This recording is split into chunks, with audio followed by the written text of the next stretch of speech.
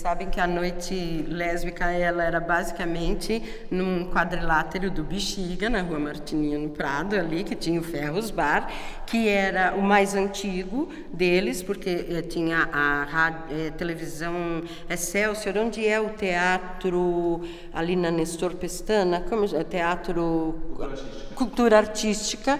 Então, os estúdios eram lá dessa televisão e o restaurante mais perto, o Ferros Bar. Então, atores, atrizes, iam tudo para lá. E neste meio era assim também bastante mal visto, né? Na década de 50, quem era atriz era puta, né? Tinha que passar pelo sofá, né? Não era assim. As mulheres que não prestavam que iam ser artistas, né? Os atores, mas, enfim, era um bando de devassos que trocavam de casamentos, enfim. E é nesse contexto que começa aí gays e lésbicas que eram da televisão também para ali, e ficou essa coisa de dia era um restaurante absolutamente família e de noite tem uma frequência lésbica que foi se firmando.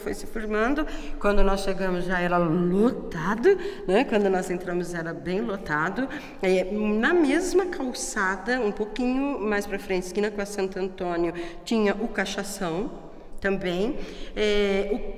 O que diferia, por exemplo, um do outro, tinha um outro na Santo Antônio que era num subterrâneo, assim, agora Perepepês cai.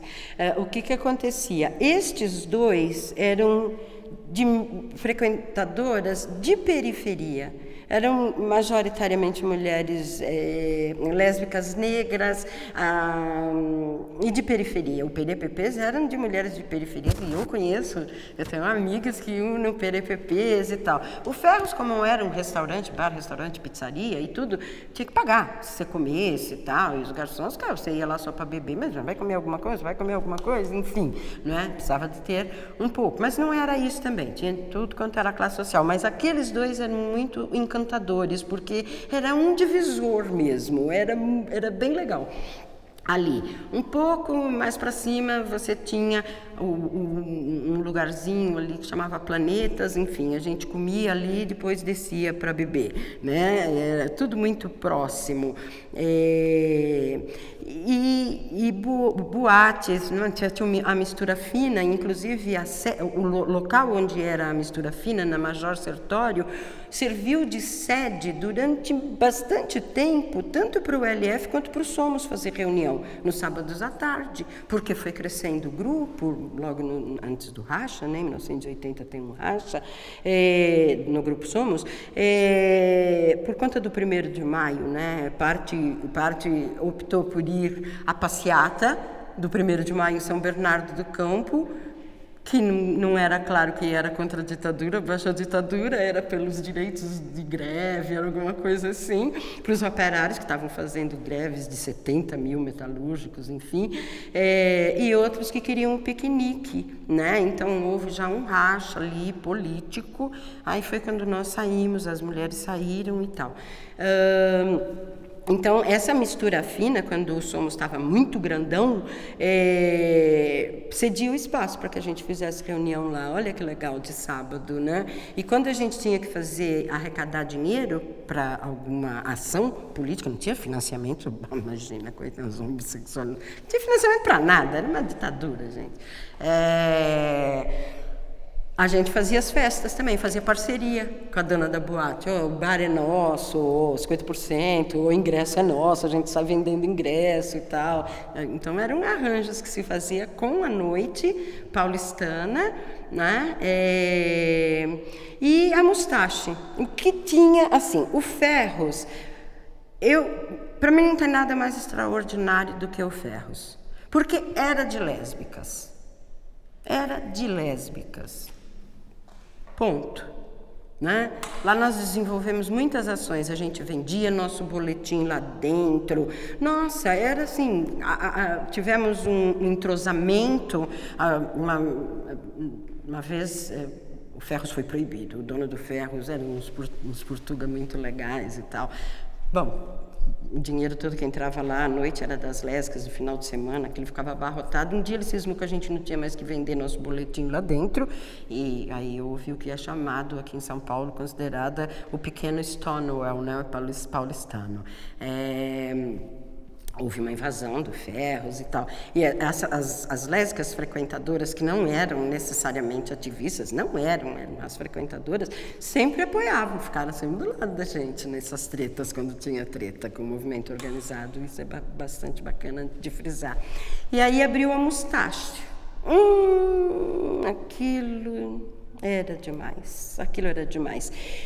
Era assumidamente, era publicamente assumido que era uma boate só para mulheres.